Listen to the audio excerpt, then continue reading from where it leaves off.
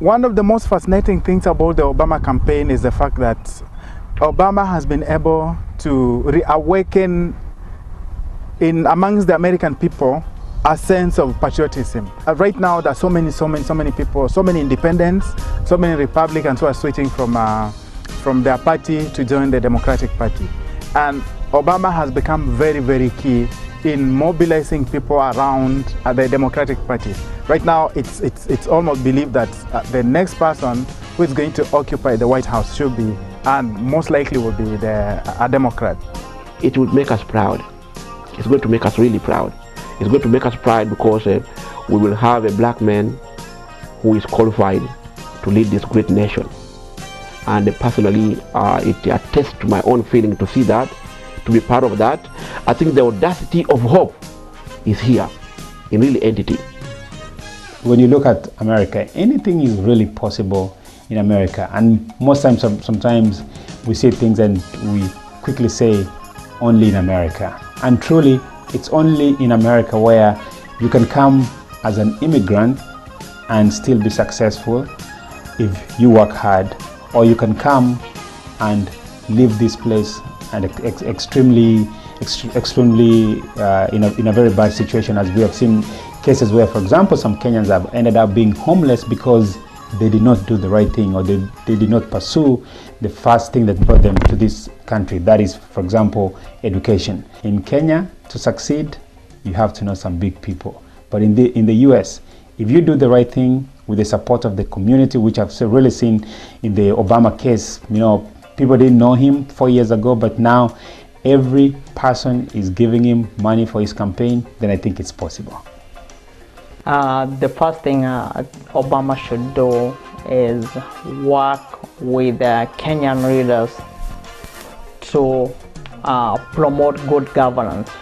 And with good governance will be for Obama to promote democracy in Kenya. Continue promoting accountability within the government, and continue with his message of asking that that zero tolerance on corruption to be the goal number one in Kenya. Secondly, Obama should promote trade. On the social front, Obama should help Kenyans fight diseases such as malaria, HIV/AIDS. The other thing that Obama can do is work with the Kenyans who are in diaspora to make sure that they can contribute to Kenya in a meaningful way. And the only way they can do this is first by him going ahead and making sure that all the Kenyans who are here are legalized. Obama has a very unique way of campaigning. He involves people in the grassroots. Wherever he goes, there are very many people who are registering to vote in the upcoming general elections. Whether Obama wins or does not win, things are not going to be the change in this country and the world really in general, because Obama as a presidential candidate, Obama as a person has actually brought out people who had never voted in this country. People went out in record numbers and registered to vote. People went out in record numbers and lined up to vote for their political candidate. So he has actually written history. Obama's strategy is based on two things: going to the grassroots, talking to the people, addressing every area or every voter concerns in a direct way. They have shown that Obama didn't have any name recognition like Senator Clinton. Obama's message has always been that yes, we can change our country, we can change our communities, and we can change the world. Very many people relate to these messages, especially the young people. Young people see in Obama JF Kennedy reincarnate.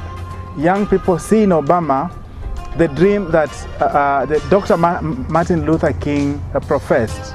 During the civil rights era, people are looking to Martin Luther King to be able to give the African Americans and the minorities the same rights every American had.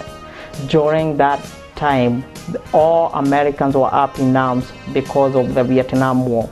So if you draw the parallel between the two, you see that Obama is coming in at the time that the Americans are looking for a leader who is visionary, who in his own right have ideas which are new, and they are not, as Obama would say, he's not going to do the same old things that the politicians in Washington have been doing and getting the same results. He's going to do something different. America and the world is definitely seeing history in the making, and through the candidacy of Barack Obama. It is the kind of feeling that you get from when you speak with people who knew the late Martin Luther King Jr. Because when you speak to the older African Americans, even some white people who had the opportunity to go to political rallies or meetings where the late King used to address people, they tell you that that is the sense that they are feeling through Obama's candidacy right now.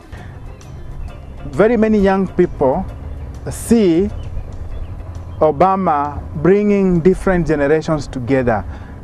They see Obama bridging the gap between the rich and the poor. They see Obama revitalizing the economy. They see Obama dealing finally and very seriously with the issue of the war in Iraq. Very many people are very concerned about America's image in the world, and they see Obama as the only candidate who is going to re-engineer a new American foreign policy. In Africa, we say that respect our elders, respect our fathers, our uncles, our mothers, and all those ones who have given you the blood and the lineage through blood and all the things that we call life. But there is a moment whereby our elderly people need to be taken care of. In America, in Kenya, we have our older men and women who now need support. They are in the senior citizen homes, they are back in the home, they have retired.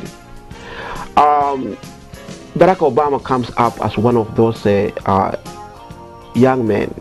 In Obama, people see the ability to bring about change.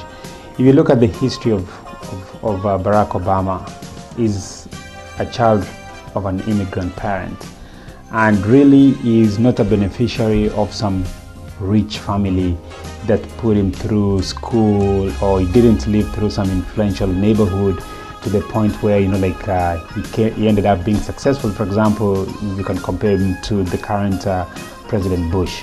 Barack Obama's story, when you read it and when you follow it, you realize that he was just a common man just like us. Many people see this as an opportunity that comes only once in a generation. Whatever the outcome of the elections will be, the world history, the American history, and the Kenyan history will never be the same again. Obama springs on the scene when Kenya, his motherland, has been going through a lot of tough times. But one of the things that really keeps us moving, especially the Kenyan community here, is that even when he was very busy moving around campaigning for himself, he always found a moment to send a message to the Kenyan leadership that Kenya should stay stable. So is this a chance that maybe Kenya can redeem its image around the world? That is already reflected amongst Kenyans here, because many Kenyans in the US are so proud to be a part of this process. So definitely, to me, it is history in the making, and I'm proud to be following it along, and I hope we'll follow it all the way to the White House. John McCain give Barack Obama a chance. Come forward and say, listen, my dear young man, I think you have the right momentum, and the momentum is to bring this change. Sign up for Obama. For Obama, they are always asking for help, for people to make phone calls, for people to get out there and ask people to get out to vote.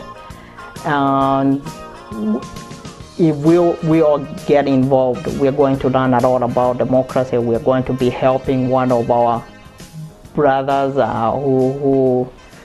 who Obama is as Kenyan as everybody else. The fact that he was born here.